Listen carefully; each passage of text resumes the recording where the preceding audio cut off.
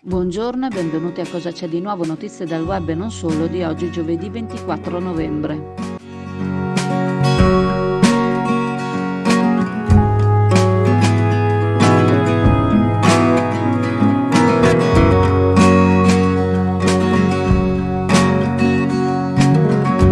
A seguito delle criticità riscontrate dopo le avversità atmosferiche del 22 novembre scorso nei territori della provincia di Rovigo e nel litorale della città metropolitana di Venezia, viene dichiarato lo stato di emergenza regionale, un provvedimento necessario visto i danni riscontrati nel patrimonio pubblico e in quello privato. Come riporta il decreto, nell'area Rodigine i nubifragi hanno causato numerosi allagamenti, in particolare nella città di Rovigo, nel centro di Adria, a Villa Dose e a Portoviro, che hanno richiesto l'intervento dei vigili del fuoco e dei volontari della protezione civile. Tutto il litorale veneto è stato interessato a causa dell'eccezionale altezza della marea e del forte vento da straordinarie mareggiate che hanno sommerso gli arenili, danneggiando le opere a difesa del mare e gli stabilimenti balneari. Nell'entroterra sono numerosi gli interventi finalizzati a mettere in sicurezza alcuni edifici e le alberature danneggiate dal forte vento, a causa del quale si è verificato anche il ferimento di una persona. Per fronteggiare le situazioni si è reso necessario l'intervento della protezione civile, dei locali volontari e dei vigili del fuoco. Con queste premesse il presidente della Regione Veneto Luca Zaia dichiara quindi lo stato di emergenza regionale. Il provvedimento non è esaustivo ma suscettibile di integrazioni qualora altri enti colpiti segnalassero danni e disagi riconducibili agli eventi meteo eccezionali.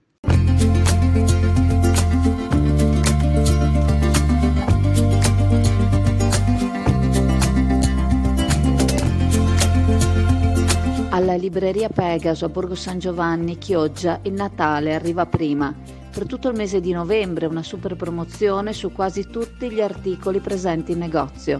Passa a prendere i tuoi regali di Natale alla libreria Pegaso.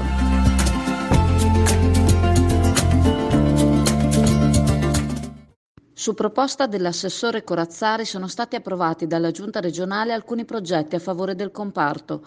Il primo in accordo con l'Università di Ca' Foscari di Venezia con l'obiettivo di monitorare la specie alloctona del granchio blu nella laguna di Chioggia e gli impatti che la stessa esercita sulla pesca tradizionale. Il progetto è finanziato al 50% dalla Regione per un valore di 20.000 euro. Tra le altre finalità anche quella di verificare le eventuali potenzialità per lo sfruttamento di tale risorsa e l'efficienza delle attrezzature per la sua pesca. Un altro finanziamento riguarda un progetto di ripopolamento dei molluschi bivalvi tra Chioggia e Venezia, dato che a seguito della tempesta Vaia del 2018 e la successiva Acquagranda del 2019 la risorsa si è impoverita. A tale scopo il finanziamento sarà di 275.000 euro in aggiunta ai 600.000 già stanziati.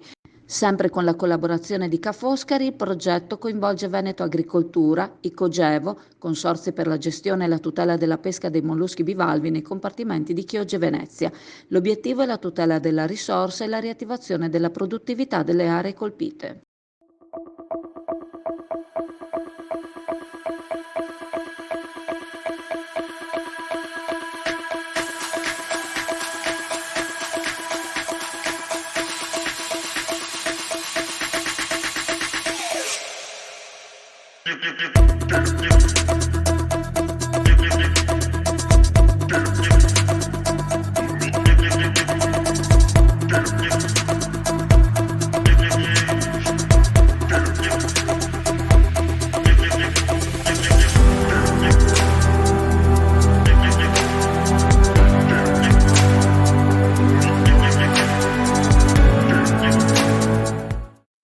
Un'anziana donna non sapeva a chi chiedere aiuto e si è rivolta ai carabinieri, giunti a casa sua domenica scorsa, trovandola in lacrime.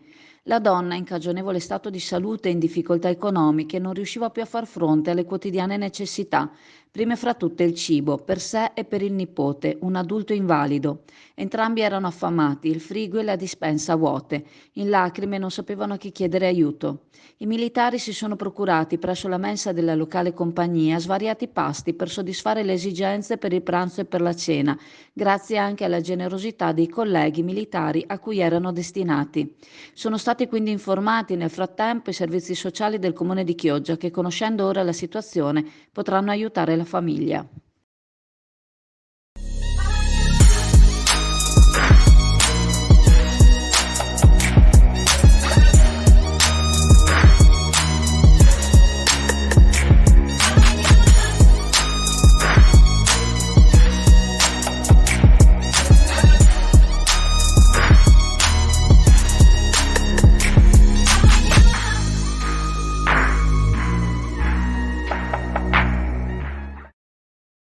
Una giornata che il SUEM 118 ricorderà a lungo, quella del 22 novembre 2022. Anche con la protezione fornita dal Mose, le condizioni della laguna erano comunque proibitive, con forte vento e alte onde che hanno reso il servizio a bordo delle idroambulanze quasi impossibile, come ha riferito il direttore del SUEM 118 di Venezia. Nonostante ciò, nell'arco della giornata sono state gestite 41 missioni, di cui 2 codici rossi e 12 codici gialli. Di rilevanza una missione che si è svolta a Burano, resa possibile dal supporto dei Vigili del Fuoco, che hanno messo a disposizione un'imbarcazione più adatta. Nessun operatore si è tirato indietro, nonostante le difficoltà e le condizioni meteo.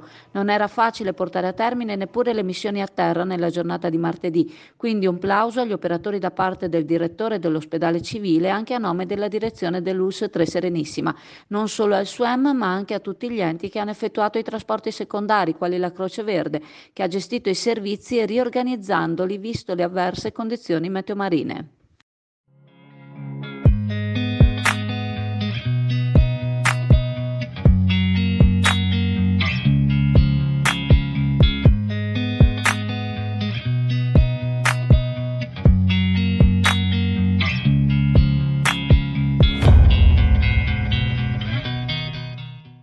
Eseguito dalla Guardia di Finanza di Venezia, Nucleo Polizia Economico-Finanziaria, un decreto di sequestro preventivo nei confronti di un imprenditore trevigiano, il quale, operando nel mondo dei gioielli e degli orologi, avrebbe utilizzato fatture per operazioni inesistenti, evadendo l'erario per quasi 1,5 milioni di IVA. L'indagine è partita da orologi di pregio introdotti in Italia, evadendo i diritti di confine, portando alla luce il volume della frode e aziende coinvolte nella stessa. L'uomo è stato quindi denunciato, il giudice per le indagini preliminari presso il Tribunale di Vicenza, su richiesta della Procura della Repubblica, ha emesso un decreto di sequestro preventivo del profitto dei reati, vincolando le disponibilità dei conti correnti della società coinvolta e dello stesso.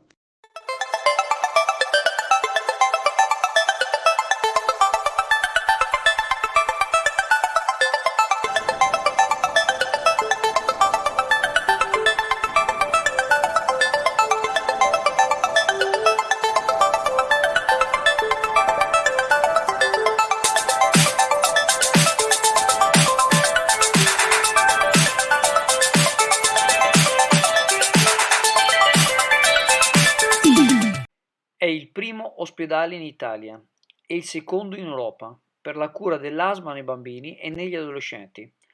Un'eccellenza che, a breve, rischia di chiudere per mancanza di risorse, schiacciato da un debito enorme che sta raggiungendo il €1.000.000. È l'Istituto Pio XII di Misurina, che si affaccia nel famoso lago del Bellunese a circa 1800 metri di altezza. Un ospedale che deve il suo prestigio, in termini sanitari, all'equipe che ci lavora, ma non da meno, proprio alla sua posizione geografica, dove chi ha difficoltà respiratorie trova un'area più rarefatta e pulita e dove, con cicli di permanenza ripetuti e adeguate terapie, moltissimi ragazzi sono stati salvati e messi in grado di condurre una vita normale nonostante la malattia. Il problema è che si tratta di una struttura privata, è di proprietà dell'Opera Pia San Bernardo degli Uberti, della diocesi di Parma, con limitate convenzioni sanitarie con la regione Veneto e con pochi utenti.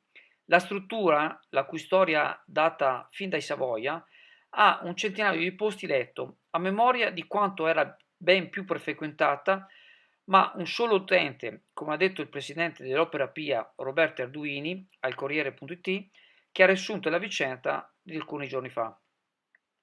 Secondo una mamma di Chioggia, il cui figlioletto frequenta la struttura, però i bambini che se ne avvalgono sarebbero 4-5. La differenza, che non incide sul differenziale tra costi e guadagni, dato che le spese di funzionamento dell'istituto, sia per il personale che i servizi, sono molto maggiori e facilmente immaginabili. Potremmo essere costretti a chiudere a fine anno, aveva detto lo stesso Arduini al giornale bellunesi dell'Umiti, ancora a settembre, e si era sparsa la voce che l'istituto avrebbe potuto essere acquistato dal miglior offerente per diventare un albergo di lusso per le Olimpiadi di Milano Cortina. Ma inizio novembre il vescovo ha smentito, niente asta per il Pio XII, ma la ricerca di nuove convenzioni, riporta ancora il Corriere.it, per allargare l'ambito delle patologie e delle specializzazioni trattabili, ad esempio medicina dello sport, e acquisire così un maggior numero di utenti. ma il rischio chiusura, si capisce, non è affatto superato.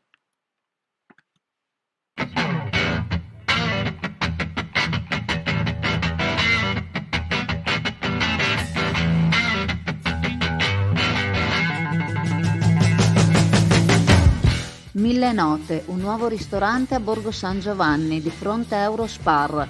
Aperto per pranzo, specialità al pescato del giorno, dal mare alla tavola, ma per chi preferisce è disponibile anche il menù a base di carne. Buon pranzo al Mille Note!